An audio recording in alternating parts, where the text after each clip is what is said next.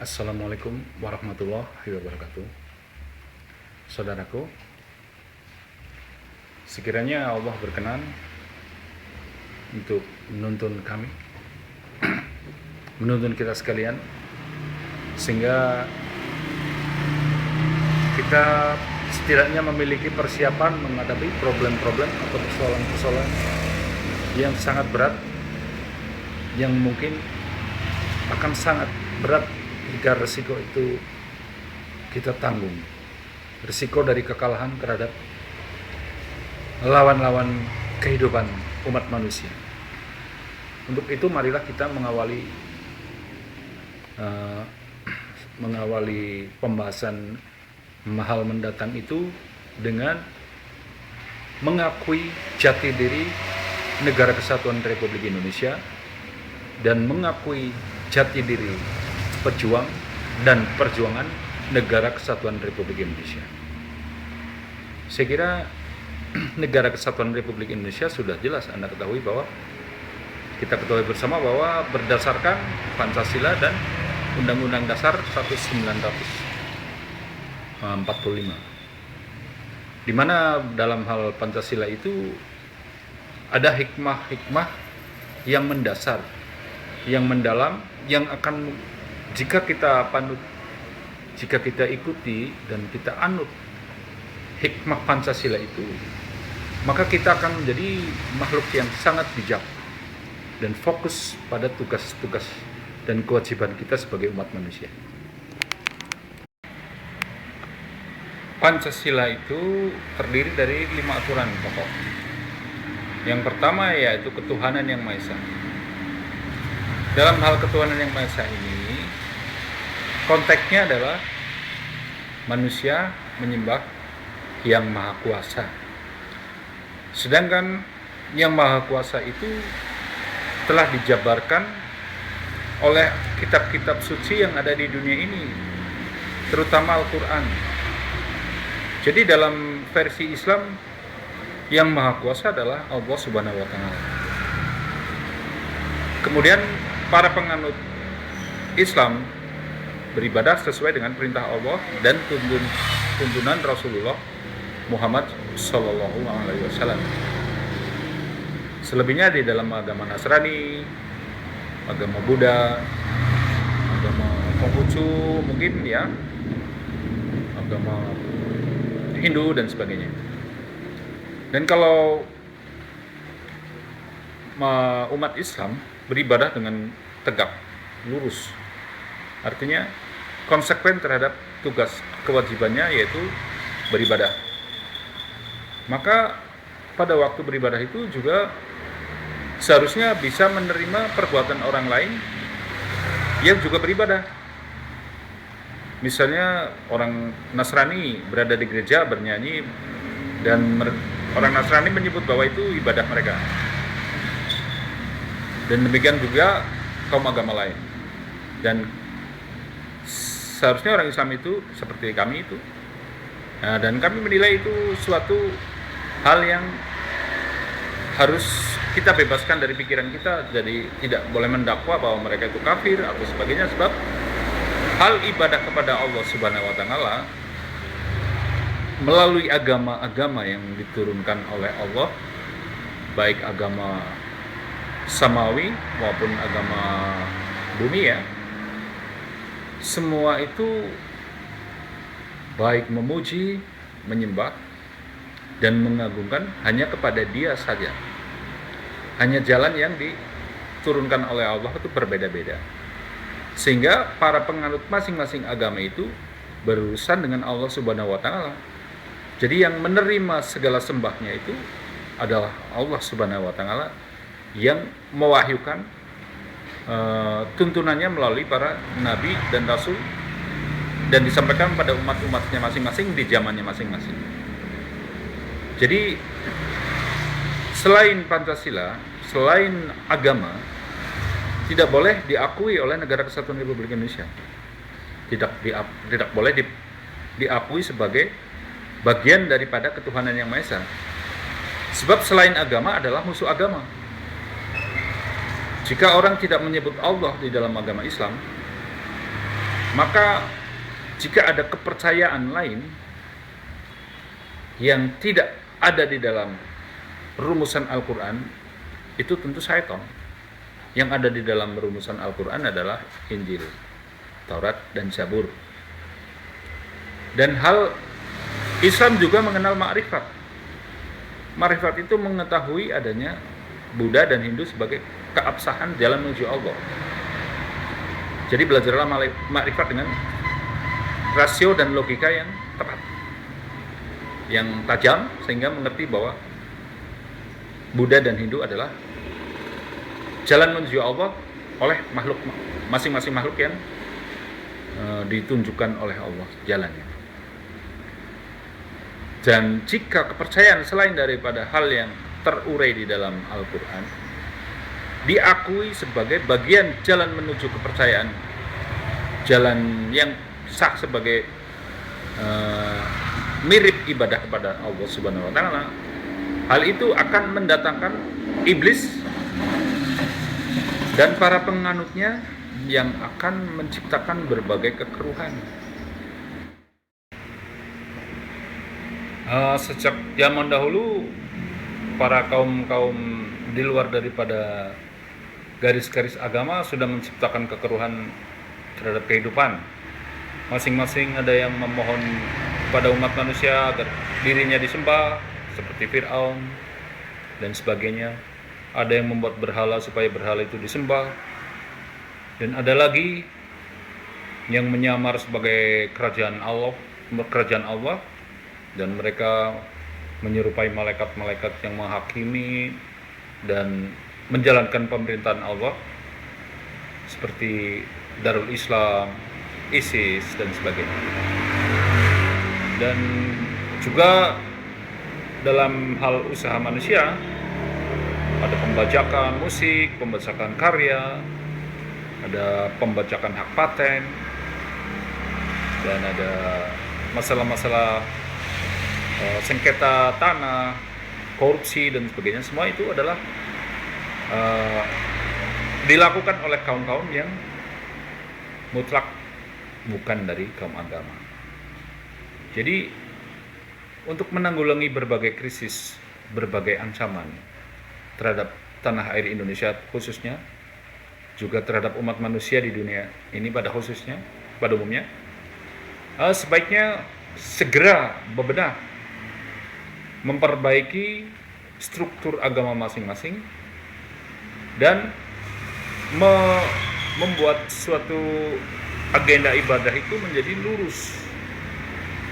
Dan ketika ibadah itu sudah lurus, misalnya sholat tepat waktu, puasa tepat waktu, dan merayakan upacara hari-hari besar agama dengan meninggalkan yang haram, misalnya tidak menggunakan uang riba dan sebagainya, tidak menggunakan makanan dan minuman haram, minuman keras dan sebagainya.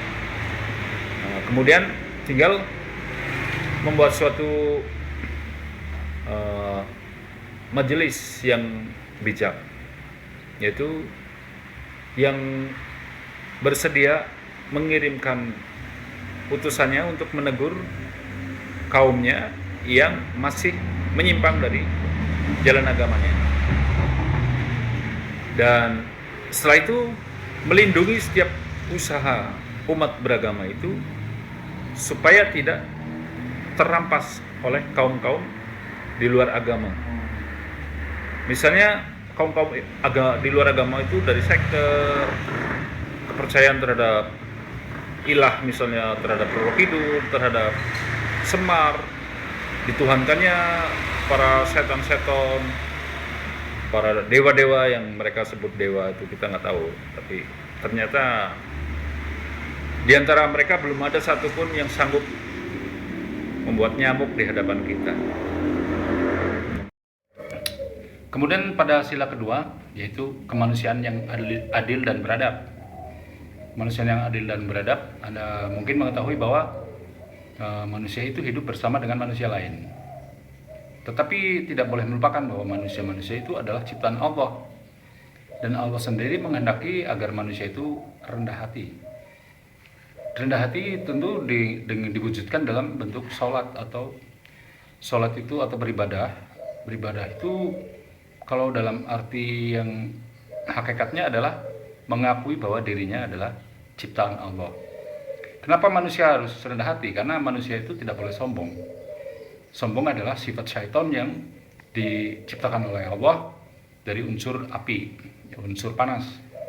Sedangkan manusia, nun sewu ya, maaf, sebelumnya saya juga umat manusia, harus rendah hati karena dirinya itu berasal dari kalau manusia zaman sekarang selain Nabi Adam adalah berasal dari sama seperti itik, yaitu dari telur, pembuahan dari wanita dan dari kaum pria, kemudian jadilah seorang anak manusia. Jadi manusia itu berendah hati kepada Allah adalah sangat mutlak diperlukan, sehingga pada waktu sudah berendah hati kepada Allah akan memiliki rasa kasih belas kepada sesama manusia lain, yang artinya Anda juga seperti saya, tidak memiliki kekuatan apa-apa selain daripada Allah Subhanahu wa Ta'ala. Dan pada waktu manusia itu mencapai suatu pola pikir yang demikian rendah hati, maka akan terwujud suatu tata kehidupan yang tidak saling menindas. Dan jika ada sekelompok manusia yang saling menindas, Anda harus mensensor dan membuktikan apakah di dalamnya itu kepentingan manusia atau kepentingan musuh manusia yang sejati, ialah syaitonir rajim, syaitan yang terkutuk. Dan ketika Anda melihat begitu banyaknya organisasi atau perhimpunan remaja atau aktivitas pemuda dan sebagainya di suatu kota itu, Anda harus bisa membedakan manakah remaja, pemuda, kader-kader agamawi, politik, atau berondong dalam arti kata prostitusi yang berbaur dengan mereka, atau yang juga berpenampilan seperti warga kota itu. Jadi jika Anda sudah bisa membedakan, maka Anda harus mendengar dan menyatukan hati dengan mereka untuk membuat suatu konsep tatanan kehidupan baru yang memperbaiki hal yang lama yang tidak berkenan atau tidak bermanfaat, tetapi memulai hidup baru yang bermanfaat. Dan para prostitusi itu, jika mereka melihat perbuatannya adalah satu, melegalkan segala sesuatu yang haram, miras, narkoba, perzinahan dan sebagainya, dan sesuatu yang melawan daripada kaidah-kaidah agamawi, tentu adalah syaitan. Jadi di belakangnya pasti ada syaitan. Dan hal mendetail mengenai syaitan itu, Anda harus mengenal sejarah dari suatu sejarah tanah Jawa ini, sehingga ketika tanah Jawa ini bersatu dengan pulau-pulau yang lain menjadi Negara Kesatuan Republik Indonesia, ada hal-hal yang diselewengkan oleh para prostitusi yang dipimpin oleh para arwah dan para syaitan yang menghuni wilayah-wilayah yang ada di Negara Kesatuan Republik Indonesia. Dan hal syaitan dan arwah tentu Anda sudah melihat dia banyak tayangan televisi, misalnya Uji Nyali dan sebagainya, Mister Pukul Jalan-Jalan dan sebagainya. Di situ Anda melihat bahwa banyak orang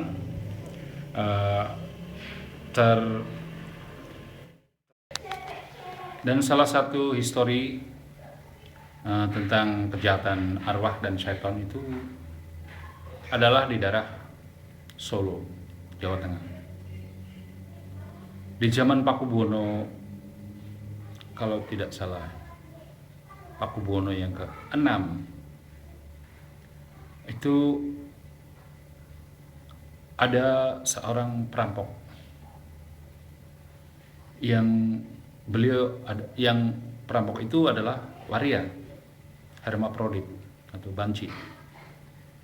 Dan dia sangat membenci kaum laki-laki sehingga selalu menghasut para wanita untuk untuk memisahkan diri dari suami dengan berbagai fitnah dan tipu daya, sehingga wanita itu banyak yang meninggalkan suami atau tiba-tiba membenci dan menutup diri untuk tidak berbicara ataupun tidak membagikan pengetahuan atau informasi pada suaminya untuk dipakai sebagai bekal perjalanannya. Dan ketika waria itu pada suatu hari ingin menghasut seorang janda supaya menjadi anak buahnya untuk menghasut wanita-wanita di lingkungannya, ia menyeberangi Sungai Bengawan Solo dan terpeleset hingga dia tenggelam. Dan tenggelam itu arwahnya tidak bisa diterima oleh para malaikat, karena pertama tidak ada doa yang sampai kepada para malaikat itu, karena waria itu berpenampilan perempuan, sehingga tidak ada doa untuk kaum perempuan yang bisa menjadi bekalnya. Dan dia laki-laki, tidak pernah ada orang berdoa dia itu mendoakan dia sebagai laki-laki, sehingga arwahnya penasaran, dan di saat penasaran itulah bertemu dengan raja-raja syaiton yang menguasai lautan, menguasai sungai dan sebagainya. Dan dia dititah oleh para iblis-iblis itu untuk mendekati mantan-mantan anak buahnya dan diberi bekal kekuatan-kekuatan dari para setan itu untuk diajarkan kepada para anak buahnya. Dan nama dari waria itu adalah Salabin. Dan pada waktu dia mengajarkan kaum Salabin yang hidup di tengah masyarakat, Anda bisa mengenali lebih teliti. Misalnya mereka berada di Anda melihat suatu kafe atau kantin atau tempat makan dan minum untuk umum, terus kemudian Anda melihat gerombolan pengunjung, misalnya pemuda-pemuda, remaja-remaja, dan di dalamnya ada wanita, sifat syaitan yang diciptakan oleh Allah dari unsur api, unsur panas. Sedangkan manusia, nun sewu ya, maaf sebelumnya saya juga umat manusia, harus rendah hati karena dirinya itu berasal dari kalau manusia zaman sekarang selain Nabi Adam adalah berasal dari sama seperti itik, yaitu dari telur, pembuahan-pembuahan dari wanita dan dari kaum pria, kemudian jadilah seorang anak manusia. Jadi manusia itu berendah hati kepada Allah adalah sangat mutlak diperlukan, sehingga pada waktu sudah berendah hati kepada Allah akan memiliki rasa kasih belas kepada sesama manusia lain, yang artinya Anda juga seperti saya, tidak memiliki kekuatan apa-apa selain daripada Allah Subhanahu wa Ta'ala. Dan pada waktu manusia itu mencapai suatu pola pikir yang demikian rendah hati, maka akan terwujud suatu tata kehidupan yang tidak saling menindas. Dan jika ada sekelompok manusia yang saling menindas, Anda harus mensensor dan membuktikan apakah di dalamnya itu kepentingan manusia atau kepentingan musuh manusia yang sejati, ialah syaitanir rajim, syaitan yang terkutuk. Dan ketika Anda melihat begitu banyaknya organisasi atau perhimpunan remaja atau aktivitas pemuda dan sebagainya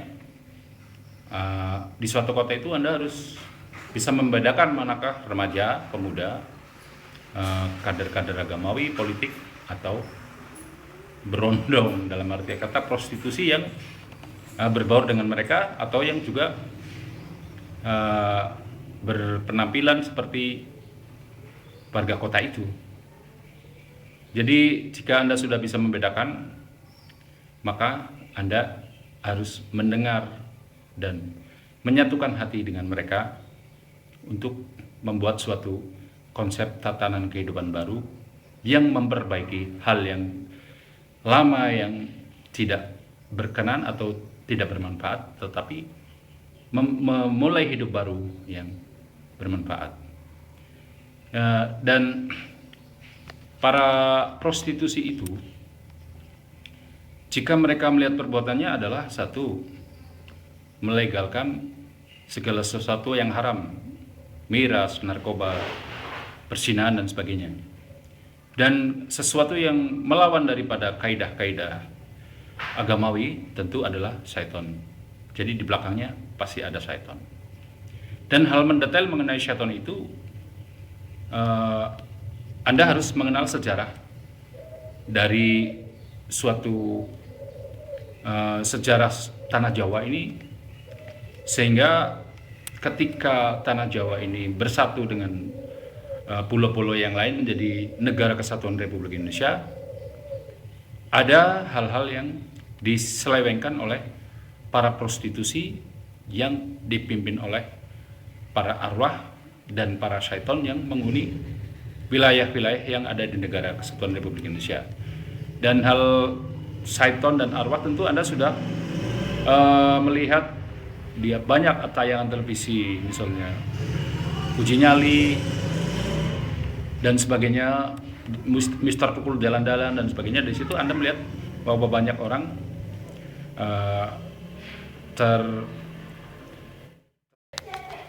dan salah satu histori tentang kejahatan arwah dan syaitan itu adalah di daerah Solo, Jawa Tengah. Di zaman Pakubuwono, kalau tidak salah, Pakubuwono yang ke-6, itu ada seorang perampok yang perampok itu adalah waria, hermaprodit atau banci. Dan dia sangat membenci kaum laki-laki sehingga selalu menghasut para wanita untuk memisahkan diri dari suami dengan berbagai fitnah dan tipu daya, sehingga wanita itu banyak yang meninggalkan suami atau tiba-tiba membenci dan menutup diri untuk tidak berbicara ataupun tidak membagikan pengetahuan atau informasi pada suaminya untuk dipakai sebagai bekal perjalanan. Dan ketika waria itu pada suatu hari ingin menghasut seorang janda supaya menjadi anak buahnya untuk menghasut wanita-wanita di lingkungannya, ia menyeberangi Sungai Bengawan Solo dan terpeleset hingga dia tenggelam.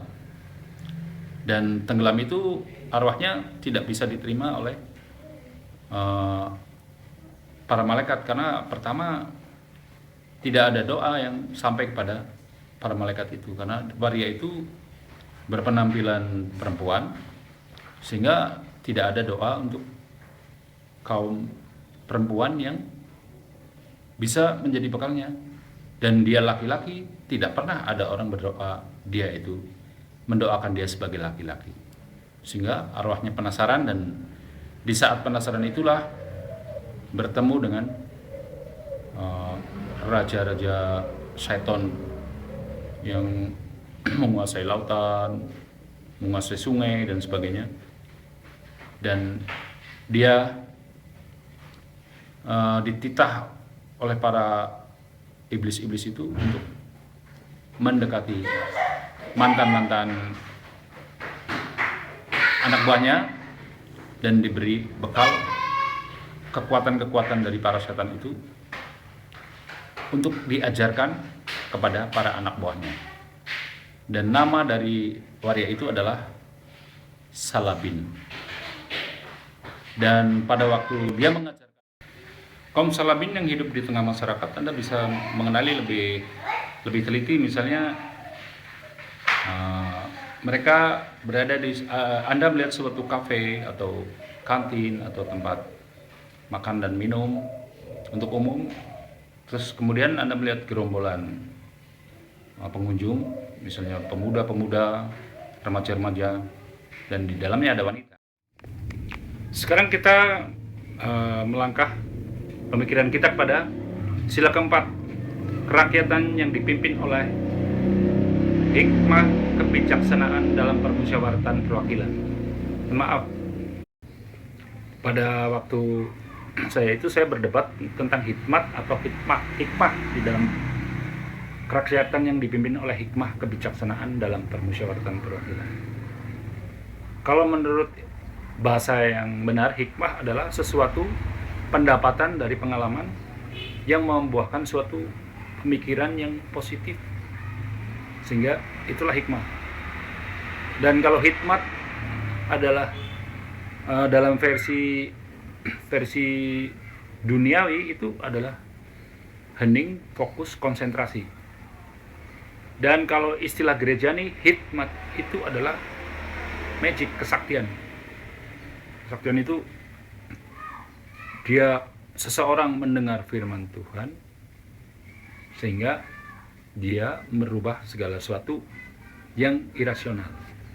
Keadaan yang irasional karena pertemuannya dengan Tuhan disebut hikmat. Jadi maaf kalau saya mengatakan kerakyatan yang dipimpin oleh hikmah kebijaksanaan dalam permusyawaratan perwakilan. Jadi memang benar pada sehari-hari ada sesuatu yang dihadapi oleh manusia, dan kadang-kadang sesuatu itu berakibat negatif, dan manusia yang mengalaminya kemudian menemukan, seandainya saya tidak terkena masalah ini, saya tidak mampu menghadapi masalah yang lain. Nah, itu hikmah. Jadi saya kira lebih tepat kita menggunakan hikmah. Oke. Kerakyatan yang dipimpin oleh hikmah kebijaksanaan dalam permusyawaratan perwakilan.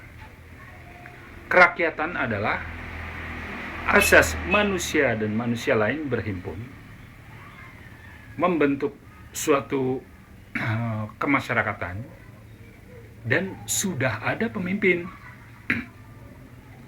Jika Negara Kesatuan Republik Indonesia ini diproklamasikan tanggal 17 Agustus tahun 1945, dalam teks proklamasi itu berbunyi oleh berkat Allah, maka bangsa Indonesia ini menyatakan kemerdekaannya.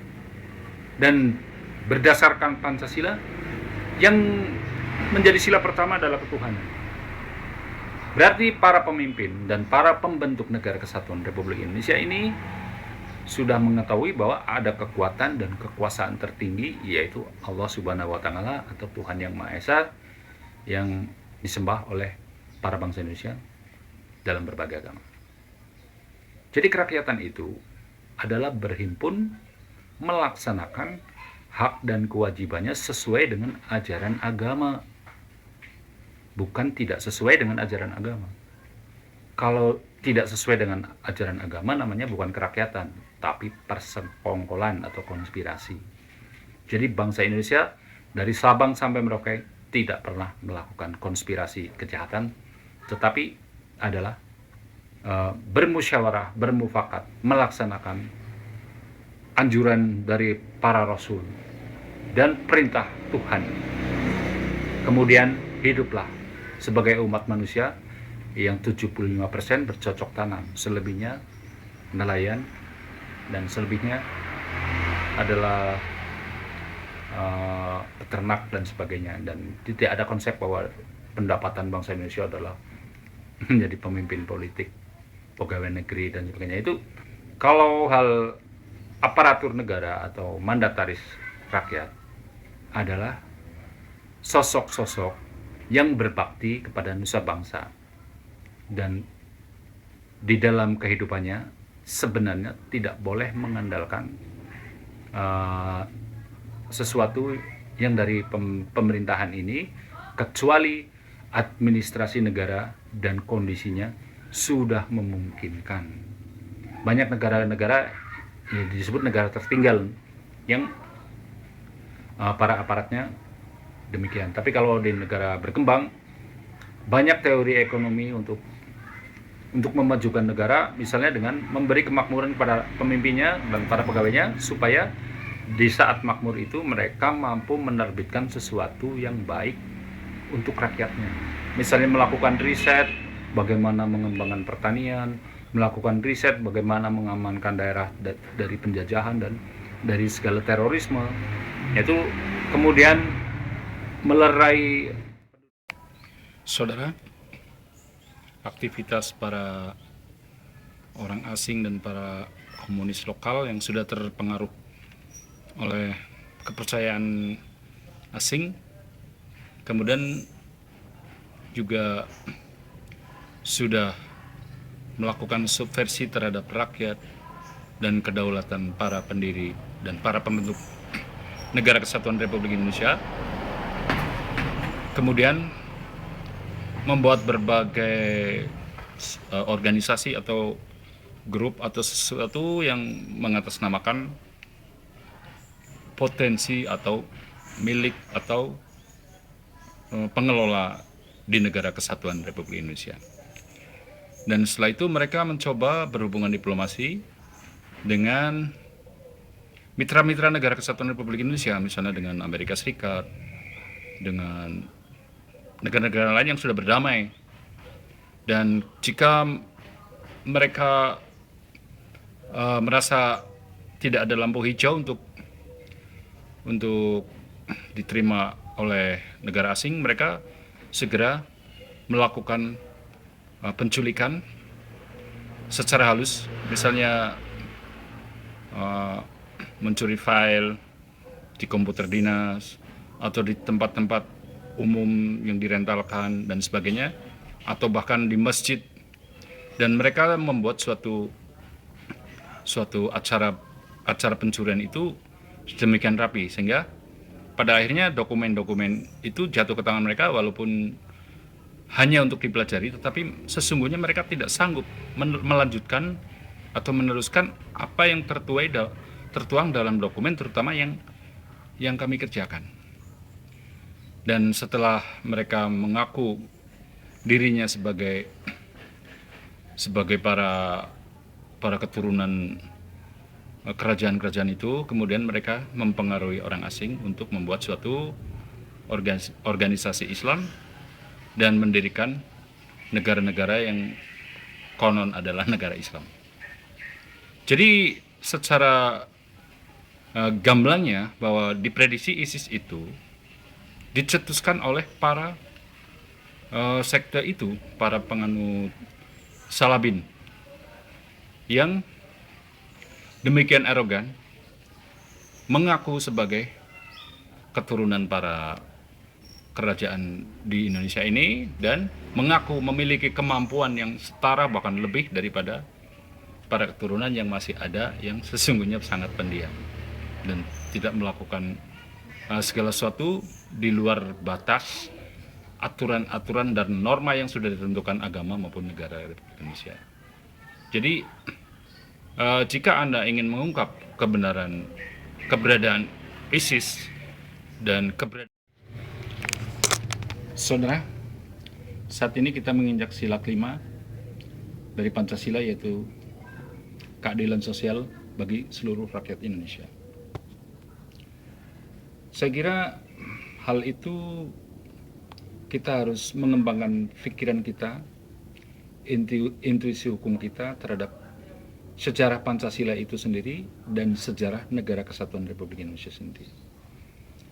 Jadi sejarah Negara Kesatuan Republik Indonesia adalah rangkaian pulau dan kepulauan di seluruh tanah air kita yang kemudian bersatu padu, kemudian juga melakukan perjuangan yang sama, mengusir kolonialisme atau juga pelanggar keadilan. Dan dalam praktek perjuangannya tentu saja disertai dengan kesadaran adanya kekuasaan yang maha tinggi, yaitu Allah Subhanahu wa Ta'ala, atau yang orang umat agama lain menyebut sebagai sesembahan mereka, ya, yang maha kuasa. Dan dalam keadaan berhikmah itulah mereka lebih bersatu lagi dan semakin pandai, kemudian terbetik rumusan Pancasila. Jadi ada hal-hal yang dirahasiakan oleh pemerintahan anti Pancasila yang gelap maupun yang menang dalam diplomasi politik. Jadi yang dirahasiakan mereka adalah, pertama pasti ada luas negara kesatuan Republik Indonesia, kemudian jati diri dari hamba hukum di negara kesatuan Republik Indonesia, jati diri dari pejuang negara kesatuan Republik Indonesia yang dari pulau dan kepulauan yang berada di tanah air ini. Sehingga pada saat sekarang sangat sulit untuk membedakan antara keadilan dan korban ketidakadilan. Banyak oknum yang terlihat lemah dan juga terlihat dizalimi oleh pihak lain, ternyata pada sejarahnya oknum itu adalah melakukan kezaliman dan pelanggaran keadilan sehingga berhasil menumpuk kekayaan. Dan itu bukan rahasia umum dan sudah berjumlah nyaris seluruh sebagian besar, nyaris seluruh penghuni pulau dan kepulauan di negara Republik Indonesia. Ya, jadi untuk menegakkan keadilan sosial bagi seluruh rakyat Indonesia tidak ada cara lain selain mengingat persatuan, mengingat pembentukan negara kesatuan Republik Indonesia, mengingat pencetusan Pancasila, dan selebihnya membela negara kesatuan Republik Indonesia dan membela Pancasila itu hingga titik darah penghabisan. Maka pihak yang berani membela negara kesatuan Republik Indonesia dan berani membela Pancasila, itulah sebenarnya hamba hukum negara kesatuan Republik Indonesia dan perangkat yang absah di mata dunia maupun di mata Allah Subhanahu wa Ta'ala. Nah, sekarang masalahnya bagaimana kita akan membela, mempertahankan dan membangun negara kesatuan Republik Indonesia berikut Pancasilanya jika sudah marak pemberontakan-pemberontakan yang membuat organisasi yang kemudian organisasi itu dinyatakan terlarang atau dinyatakan sebagai musuh negara, tetapi ironisnya di dalamnya ada orang-orang yang tidak salah dan orang-orang yang tidak mengetahui apa-apa tentang organisasi itu kemudian namanya tercatut dalam struktur mereka sehingga mereka juga turut diperangi. Dan terlebih lagi banyak kalangan-kalangan yang menggunakan atribut pemerintah tetapi melakukan pelanggaran terbesar dalam hukum kedaulatan negara kesatuan Republik Indonesia, yaitu mempertahankan musuh Pancasila seraya membumi hanguskan kinerja Pancasila. Dan pada waktu konfrontasi dingin dengan diplomasi maupun dengan pers maupun dengan perdebatan, maka orang akan selalu dipojokkan oleh masalah organisasi itu, dan organisasi itu dijadikan sebuah senjata untuk mengikat dan menghantam orang lain dengan mendakwa bahwa orang-orang tersebut adalah anggota organisasi terlarang, sementara perbuatannya adalah tidak terlarang. Ya, seperti yang Anda ketahui tentang situasi bisnis, situasi kehidupan di negara kesatuan Republik Indonesia, di mana prostitusi marak, penjualan narkoba marak, togel masih marak, tidak diperlakukan sebagai musuh negara, tetapi para pedagang yang halal, para aktivis budaya yang halal, dan para intelektualitas tinggi yang halal dicekal oleh oknum-oknum yang menggunakan atribut dan kewenangan pemerintahan negara kesatuan Republik Indonesia. Dan jika itu diteruskan, maka kehancuran total akan melanda negara kesatuan Republik Indonesia. Dan jika Anda ingin membela negara kesatuan Republik Indonesia dan membela Pancasila seutuhnya, maka lakukan suatu operasional yang disebut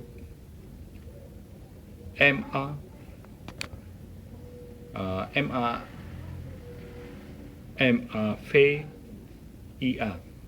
mafia, bukan mafia dengan MAFIA, tapi mafia dengan MAFIA.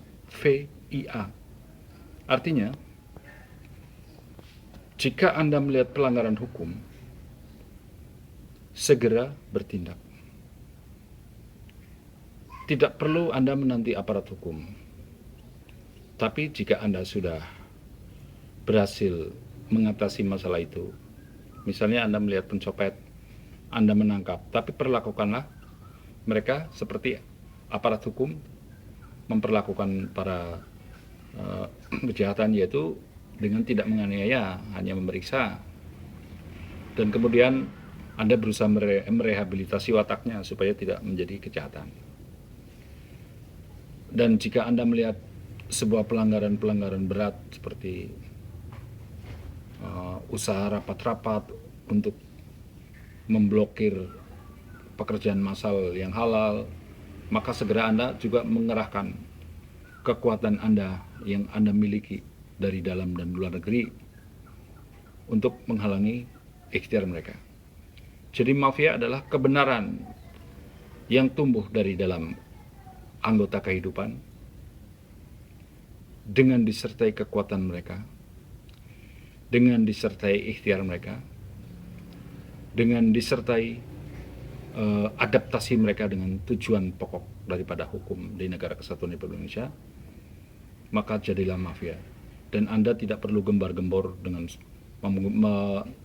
menggunakan organisasi baru, atribut baru. Cukup Anda dan ilmu yang diberikan Allah kepada Anda untuk mengatasi segala masalah.